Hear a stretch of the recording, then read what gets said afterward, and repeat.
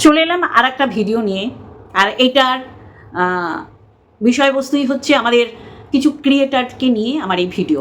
তার আগে আমি আবারও আমার সহ ক্রিয়েটারদের উদ্দেশ্যে একটা কথা, ভিকটিম আরজি কর কাণ্ডের তার ফটো, তার বিষয় রিভিল হয়ে যাওয়া, কোনো রকম কল রেকর্ড নিজের চ্যানেলে চালিয়ে দেখিয়ে ক্ষতিগ্রস্ত করবেন না নিজের চ্যানেলটা।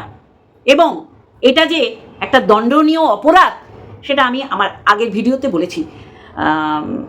অ্যাডভোকেট বিকাশ রঞ্জন ভট্টাচার্য এই ভিকটিমের কেসটা নিজে নিয়েছেন, আপনারা জানেন।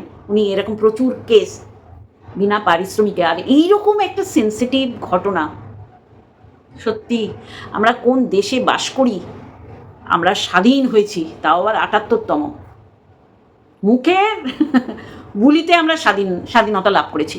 মুখের ভাষা কোন পর্যায়ে নেমে গিয়ে করতে হয়, কোন পর্যায়ে নেমে গিয়ে মানুষকে অ্যাটাক করতে হয়, সেগুলো আমরা স্বাধীনতা পেয়ে গেছি। সত্যি আমার খুব খারাপ লাগছে। তিলোত্তমা না, প্রকৃত দোষীরা শাস্তি যতদিন না পাবে ততদিন ভিডিওর মধ্যে হয়তো অল্প বিস্তর আমি এই বিষয়ে একটু বলবো। আপনারা, আমি জানি আমার ভালোবাসার মানুষরা ইগনোর করবেন না। প্রতিদিন প্রতিক্ষণে একা থাকলে আমি ভাবছি, আপনারাও আমার সাথে চিন্তা করুন, একটা মেয়ের উপর পাশবিক অত্যাচার কতজনে মিলে করেছে। গায়ে শরীরে অঙ্গ প্রত্যঙ্গে গোপন অঙ্গে কামড়ের দাগ, মানে মেয়েটাকে কাবু করতে বেগ পেতে হয়েছে। মেয়েরাই মেয়েদের শত্রু। তদন্তের খাতিরে হয়তো আমার সব কিছু বলা সম্ভব নয়। যাই হোক, তিলোত্তমাকে ভুলবো না আমরা, আর কোনো তিলোত্তমা হোক কেউ, সেটাও আমরা চাইবো না। তাহলে প্রতিবাদটা যে যার জায়গা থেকেই করবে। আজকে আমাদের আছে, এটা হচ্ছে রাসবিহারী মোড় থেকে, এটা হচ্ছে দেখেছো, ভুলে গেলাম, রাসবিহারী মোড় থেকে ভুলে গেছি, সরি। তা আমাদের ছিল প্রোগ্রাম, কিন্তু আমাদের এলাকায় আছে বলেই আমরা ওখানে যেতে পারিনি। তা ভিডিও শুরু করব। তার আগে হ্যালো বন্ধুরা, কেমন আছো? আশা করি তোমরা ভালো এবং সুস্থ আছো। আমিও বেশ ভালো আছি। চলো, অনেক কিছু বলার আছে। আমি প্রথমেই বলবো, দোকানে বসে উত্তক্ত করা একদমই উচিত না। হয়ে গেছে তো মিট আপ, বহুদিন আগে হয়ে গেছে। হয়ে এসে আমরা বেশ একটা বন্ধুত্বপূর্ণ আলাপ আলোচনা করতাম, ফোনের মাধ্যমেও করতাম, অস্বীকার করার জায়গা নেই। তারপরে বুঝতে পারলাম যে ঠিক হওয়ার সে ঠিক হবে, যে ঠিক না হওয়ার সে হবে না। আমি আমার রাস্তা বেছে নিলাম, হয়ে গেল। আমাকে দিয়ে কারো এগেনস্টে ভিডিও করা, আমাকে দিয়ে বিশ্বাস করানো করলাম না তো, হয়ে গেল তো। নাকি তার এগেনস্টে আমি কোনো ভিডিও নামিয়েছি না কিছু বলেছি বাজে কথা? প্রতিনিয়ত দাঁত ফাঁক, কি প্রবলেমটা হচ্ছে রে বাবা? হ্যাঁ, উত্তক্ত করবে, আর যাকে করছো সেই যখন উত্তক্ত হয়ে যাবে তখন সে এইরকম চরম আকারের একটা ভিডিও নামাবে, যেটাকে আমি সমর্থন করি না। সে বিষয়ে আসবো, অবশ্যই করে আসবো। এইগুলো তো ভালো না। আজকে লাইভ করে আবার একটা জনরোষ সৃষ্টি হচ্ছে। তারা কেন বলছে না যে তুমি বাবা এমনি লাইভ করো, আমরা তো সবসময় সমর্থন করি? লোককে খোঁচা মেরে কেন? দিয়ে ধন বোঝে মন, দিয়ে ধন বোঝে মন। পরের লাইনটা হচ্ছে দিয়ে ধন বজে মন কেড়ে নিতে কতক্ষণ। এটা হচ্ছে কাউকে কিছু পাওনা পেয়েছে সেটা উদ্দেশ্য করে বলা, যে সেটা তার চলেও যেতে পারে। এটা তো এই জায়গায় খাটেনি। উত্তক্ত কেন ভাই? উত্তক্ত কেন মানুষকে করব? হ্যাঁ, সেই 49 রুপিস দাঁত ফাঁকা, আর ওকে ওর কোল ফাঁকা। এই কি দাঁত ফাঁকা কার প্রবলেম হচ্ছে? আমি তো বুঝতেই পারছি না। প্রতিনিয়ত খোঁচা মেরে হ্যাকার হলে নিজের চ্যানেলটা হ্যাক হতো না তো? কি লাগাইছে হ্যাকার, এর ফটো ওর ফটো। হ্যাঁ, তখন বলেছিলাম, যা বলেছিলাম তাই শুনেছো। তো সেইটা নিয়ে চর্বি তো চর্বণ, এরকম তো অনেক বলেছো। ওই দোকানে বসে যা অঙ্গভঙ্গি মহিলা সম্পর্কে, সে তো অনেক হয়েছে, হয়নি? যার এগেনস্টে মিট আপটা ডেকেছিলে তার উদ্দেশ্য নোংরা কথা বলা হয়েছে তো। তারপরেও তো একই জায়গায় দুজনকে স্ট্রিম লাইভে দেখা গেছে। কে কটা কি বলতে গেছে? প্রতিনিয়ত লাইভ করছো, করো না। আমি তো দেখতেও যাই না। আমাকে মামন ভিডিওতে একজন বললো গিয়ে দেখো মামনের ভিডিও। আমি মামনের ভিডিও দেখি না। আজকে বলবো সরাসরি ভিডিওর মাধ্যমে। কি দাঁত ফাঁকা একজন আছে না, দাঁত ফাঁকা কে বলেছিল? যে বলেছিল সেই বলুক না, নতুন করে বলার কি আছে? দাঁত ফাঁকা দক্ষিণেশ্বর মিট আপ বলবো, মামনকে নিয়ে তো আমার অনেক বলার আছে। দক্ষিণেশ্বরের মিট আপে এইটা তো ঘটনা, যাদের আমি ওখানে দেখবো ভেবেছিলাম তার মধ্যে রেইনবো এসেছিল, ওর নাম অরুন্ধতী। এছাড়া নূপুর, যার কথা না বললে নূপুরের সাথে আর নিজের সাথে অন্যায় হবে। নূপুরকে যেইভাবে আমি দেখেছি, ভুল ঠিক ন্যায় অন্যায় সব কিছু দেখে তার ভাইকে সে সাপোর্ট করছে, এখনো পর্যন্ত সাথে আছে। নূপুরের নাম যদি আমি না নিই তাহলে নূপুরের সাথে আমার অন্যায় করা হবে, কারণ নূপুরের সাথে আমার কোনো দিন কিচ্ছু হয়নি, কোনো দিন না, আগামী দিন হবেও না। আমি বললে ও চুপ করে থাকলে হবে না, আর ও বললে আমি চুপ করে থাকলে হবে না। আমার মনে হয় না নূপুর কোনো দিন কিছু বলবে আমাকে, ওরকম পরিস্থিতির সৃষ্টি হয়নি। যাকে এবার নূপুরের সাথে কারো কিছু হচ্ছে সেটা তাদের ব্যাপার, ওখানে আমি নাক গলাবো না। কথা হচ্ছে যাদের দেখা আশা করেছিলাম তাদের তো সত্যি তো কাউকে দেখিনি। এটা তো বড় একটা যে সেই সময় আমি তো এই কারণে সাপোর্ট করিনি, টমেটো ডিম এগুলো যে ভুলভাল কথা সেটা আমরা জানতাম যে এইগুলো কখনো ছোড়া হয় না, ওরকম একটা প্রোটেক্টিভ এরিয়ায় আমরাও গেছি। আমরা তো এত মানুষজন দেখে সত্যি আমারও ভালো লেগেছে ওই সময়। একটা গেছে তো মহিলারা, এমন না তো, তাহলে সেই মহিলাদের টেনে টেনে হিজড়ে মিজড়ে করে, মানে টেনে হিজড়ে, আবার হিজড়ে মানে থার্ড জেন্ডার না, কথা বলে কি দরকার, একটু ওকে খোঁচা তাকে খোঁচা। আরে এরা বুঝছে না যারা কমেন্টস করছে লাইভে এসে, তারা তো বলা উচিত দাদা তুমি অন্য বিষয় নিয়ে বলো, বা ভাই বলো যাই বলো। আমি আবার ছোটো সাজতে পারি না, আমার থেকে অনেক ছোটো, যাই হোক। তাহলে আজকে যেই অবস্থাটা, আমি কিছুতেই মামনকে সাপোর্ট করব না, কিন্তু মামনকে উত্তক্ত করা হচ্ছে দিনের পর দিন তার ওই দুর্বল জায়গাটা, আর সে কী করলো, সরাসরি সন্তানের উপর আছড়ে পড়লো, যেটাকে আমি কিছুতেই সাপোর্ট করব না। আমি যদি মামন আমার কথা শোনে, আমি বলবো একটা সরি তো বলা উচিত, সরি, এবং এখানেই এই ব্যাপারটা শেষ যেন হয়। ও একটু করে টোকা মারছে, ও একটু টোকা মারছে, 49 রুপিস। আচ্ছা, রিম্পার আবার ওর ভিডিওটা কমিউনিটিতে দিয়েছে, নাও রিম্পাও হয়ে গেল চোখের কাটা। তা আমি আজকে মামনকে বলবো, মামনকে আমি ওয়াইটিতেই দেখলাম, কিছু মনে করার কিছু নেই, মামন আমাকে বলতেই হবে। যারা শিক্ষার জাহির করে এই ওয়াইটিতে এসে তারা অশিক্ষিতের মতন কাজ করে। আমি বলবো তুমি এই নরম দুর্বল সেন্সিটিভ জায়গাটা ফিল করো বেশি, ওই জায়গাটা আঘাত করা কারোরও উচিত না। আর যার কোল ভরা, যার সন্তান আছে, উচিত না, এইগুলো মানা যায় না। আরে বাবা, তার সন্তান কী করলো? হ্যাঁ, তার সন্তান, আমি তো দেখি বাড়ির বউ, বা যে ক্রিয়েটার সে যদি ছেলে হয় তার বউ, আর মেয়ে হলে তার স্বামী, তার শ্বশুর, তার শাশুড়ি, সবচেয়ে বাচ্চা।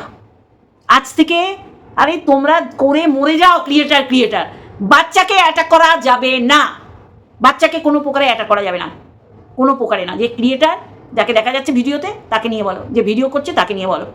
আমি মামনকে বলবো, যদি মামন তুমি আমাকে দিদি হিসাবে মানো, অবশ্যই করে একটা অ্যাপোলজি চেয়ে নেবে, একটা ক্ষমা সুন্দর দৃষ্টিতে একটা ভিডিও করো, আর এখানেই যেন এটা সমাপ্ত হয়। আমি মামনের উপর জোর করতে পারি। আর একজন শুধু দাঁত ফাঁকা কি হয়েছে? দাঁত ফাঁকা তো, হ্যাঁ, না সীমার না তোমার, আমি আমার মতো। তাহলে ও সীমাকে আমার বলতে হবে, মানতে হবে, মানলাম না, আমি আমার মতন। তা সীমার পক্ষে যখন যাইনি, তোমার বিপক্ষেও তো আমি ভিডিও নামাচ্ছি না ভাই, কিন্তু তোমার আমাকে একবার করে স্মরণ করতে হচ্ছে। Very bad.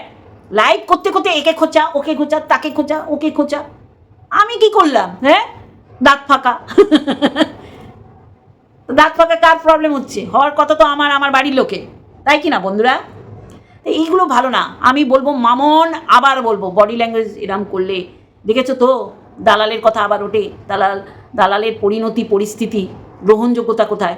মানুষকে অ্যাটাক করার আগে 10 বার চিন্তা করবে যে আমি যাকে অ্যাটাক করছি সে কতটা ডিজার্ভ করছে। আর সন্তান আসতেই পারে না, সন্তান কিছুতেই আসতে পারে না, সে আমার মিত্র বা শত্রু যারই হোক। দালালকে বলার কারণ দালালের চোখ ফোটেইনি, চোখ খুলবে কি করে? চোখ ফুটলে তারপর তো চোখের পাতা পড়বে। ওর আগে তুই 2 সন্তানের মা, হ্যাঁ ও 2 সন্তানের মা, ইপসিতা, রিম্পা, এগুলো তো মানা যায় না। সবাই করেছে এখানে সন্তান নিয়ে কাটাছাড়া। আমি বলবো মামনের উপর বলার অধিকার আশা করি আছে সেই মিট আপের পর। মামনকে বলবো, মামন সরি তোমার চাইতেই হবে, যদি মনে করো আমি তোমার দিদি। আর এইখানে এই বিষয়টা এন্ড করতে হবে, এন্ড। নরম জায়গায় আঘাত করা উচিত না, কারণ তার স্বামীর সাথেও কোনো একটা সময় কথা হয়েছিল, ওই যে ওই লাইভ টাইপ বা কোনো চ্যানেল বিষয়। আমি শুধু ভাবি তা করেছে 8টার সময়, 9টার সময়, 10টার সময়, কেউ জানলে তাকেই তো মানুষে ফোন করে, সেইটা বাচ্চাদের মতন বলতে হবে। আমার এইটাই অবাক লাগে। তাহলে তো রোজ আমার অনেক এই ফোন করেছে, এই বলেছে, সেই বলেছে বলে, মানে অন্যরা। আমার তো এইগুলো কি, আমি দেখছি ওয়াইটিতে বিশ্বাস করে কথা বললে সেটা রিভিল হচ্ছে, আর এখানে মানুষকে বিশ্বাস ওই দলে ছিল, আমি ওই দলের খবর এনেছি, যেই দলে গেছে সেই দলেরও খবর নিচ্ছে না, সেটা কি করে হয়? এইখানে কেউ কাউকে বিশ্বাস করো না। আগামী দিন আমি আবার বলছি, দক্ষিণেশ্বর যাওয়াটা আমার ঐতিহাসিক ভুল, ক্ষমা সুন্দর চোখে আপনারা দেখবেন, কারো এগেনস্টে যাওয়া উচিত না। আমাদের মুখের ভাষা আছে, চ্যানেল আছে, এখান দিয়ে বলবো না, ভাষাটা সংযত রাখতে হবে। মামুনকে আবার বলবো, বাচ্চা কোথা দিয়ে এলো? ফুটফুটে বাচ্চাগুলো কখনোই আমাদের কন্টেন্ট হতে পারে না। তেমনি তাকেও বলবো, মামনের দুর্বল জায়গাটা আঘাত দিয়ে খোঁচা মেরে বলা উচিত না। আমি দেখি বাচ্চাদের মতন এর সাথে ওকে ঝগড়া লাগিয়ে দেয়, ওর সাথে ওকে ঝগড়া লাগিয়ে দেয়। রিম্পাকে বলেছি যে দেখো কি এক্সপ্রেশন রিলস করার। হ্যাঁ বলেছি আমি সাহস রাখি বলার, রিম্পাকেও বলেছি। চলো, আমার যেটা বলার, লাইভ করো ভাই, তোমার চ্যানেল, তোমার দোকান, মানে ওই দোকানে কাজ করো, ওই দোকান দিয়ে খোঁচা মারলে উচিত না। সেও খোঁচার আঘাত পাবে তো। বাচ্চা তার, হ্যাঁ যেটা বলছিলাম, তার হাজব্যান্ডও খুব ব্যথিত, তাদের একটা সন্তান নেই। তা আমরা স্বামীকে, যাকে দেখছি না তাকে রেখেই আমরা কথা বলবো, বউ তাকেও দেখছি না, তাকে নিয়েও বলা উচিত না। কে শরীর বেচে, কে রোজগার করে, কোন জিনিসটায় তেল মাখাতে বলছে, পায়ে তেল না মাখিয়ে, এগুলো কেউ বোঝে না। এগুলোও তো নোংরা কথা, এগুলো তো উত্তক্ত করার মতন কথা নাকি? হ্যাঁ, যেই দিদিরা আজকে আবার উত্তক্ত করছে, উস্কাচ্ছে, সেই দিদিরাই তাকে বলতো হ্যাঁ ওকে নিয়ে বলো, তাকে নিয়ে বলো। আজকে এই যে নিজেই বলছে যে আমি আগে বলতাম খারাপ কথা এর হয়ে তার হয়ে, এখন বলি না। উস্কানো তো কমেনি বাবু, উস্কাচ্ছ। আমি আবার মামুনকে বলবো, এই ভিডিওটা অবশ্যই করে যদি মনে হয় প্রাইভেট করো। বাচ্চা নিয়ে কাটা ছেঁড়া আমি মানতে পারছি না। আর তুমি যদি আমাকে দিদি হিসাবে মানো এবং এই বন্ধুত্ব, এই ভালোবাসা যদি আগামী দিন এগিয়ে নিয়ে যাওয়ার চেষ্টা করো, তবে আমি বলবো তুমি ভিডিও দিয়ে বলো, অবশ্যই করে কোনো রকম বাজে ভাষা দিয়ে নয়। তুমি যদি মনে করো এইভাবে তুমি ওয়াইটিতে থাকবে, কখনো না। নোংরা ভাষা, নোংরা কথাকে কেউ সাপোর্ট করে না। সেটা যে তোমাকে উস্কেছে তার ক্ষেত্রেও বর্তায়। আমি বলবো কখনো বাচ্চা নিয়ে কেউ না বাচ্চা হয়নি এই জায়গাটাও আঘাত করো না। দালাল চোখ বন্ধ করে ঘুমায় না, ও জেগে ঘুমায়। ও যেই পর্যায়ে নেমে বাচ্চাদের অ্যাটাক করেছে সেটা কখনো মানা যায় না। তাই জন্য আমি মামুনকেও মানতে পারছি না, মামুনকেও সাপোর্ট করতে পারছি না। অবশ্যই করে ভিডিও করে তোমার মনে যা আছে ব্যক্ত করবে, কিন্তু কোনো বাজে ল্যাঙ্গুয়েজ না। আর দোকানে বসে করো, লাইভ করো, ভিডিও করো, যাই করো, উস্কানো, এগুলো উত্তক্ত করা। দাঁত ফাঁক আছে না, ওই যে দাঁতের দিয়ে লরি ট্রাক চলে যায়, দাঁতের ফাঁক দিয়ে যায় লরি, ট্রাক, ট্রেন, যায় না তো, কিন্তু খোঁচা মারতেই হবে। এইটুকুনি বলার ছিল বন্ধুরা। খুব জঘন্য জায়গায় চলে যাচ্ছি আমরা আজকে। দল মত নির্বিশেষে, ছোট বড় লিঙ্গ ভেদাভেদ না করে, নারী পুরুষ কাঁধে কাঁধ মিলিয়ে তিলোত্তমার প্রতি ন্যায় বিচারের আশায় আমরা রাস্তায় নেমেছি। এবং যতদিন না দোষীরা শাস্তি পাচ্ছে, ততদিন আমাদের এই আন্দোলন থামবে না। আর এই আন্দোলন আবার যেন কোনোদিন না করতে হয়, মানে আরও তিলোত্তমার জন্য এরকম পরিস্থিতি না হয়। তার জন্যে ওয়াইটিটার তো দেখছো সবাই মর্মে মরে রয়েছে। আবার বলবো, কেউ তার ফটো, তার কল রেকর্ড না, তাকে নিয়ে যেসব কথোপকথন, কনভারসেশন রিভিল হচ্ছে, সোশ্যাল মিডিয়ায় ধামাকা পড়ে যাচ্ছে, নিজেদের চ্যানেল বাঁচানোর জন্য এগুলো নিজেদের চ্যানেলে দেখিও না। এইটুকুনি বলা ছিল। আর বলবো, মামুন তুমি ভিডিও করে এটা সম্পর্কে অবশ্যই বলবে। যদি ভুল আমি বলে থাকি তাহলে আমাকেও তুমি ক্ষমা করবে, যে না দিদি আমি ওকেও বলেছি যে খোঁচা কেন মারা ভাই, খোঁচা মারা, হ্যাঁ এর দাঁত ফাঁক, ওর দিয়ে ধন বোঝে মন, কেন? ও তো ধনই পেল না। সে ধন বলতে অর্থ হয়, সন্তান হয়, অনেক কিছুই হয়। অতএব সবাই আমরা বুঝি, কেউ ঘাস খায় না ভাত খায়। অতএব খোঁচাও মেরো না, আর খোঁচা ব্যথা লেগে সেও কিছু বলো না। সন্তান নিয়ে বলো না, বারংবার বলছি। এটা আমার খুব খুব খারাপ লেগেছে।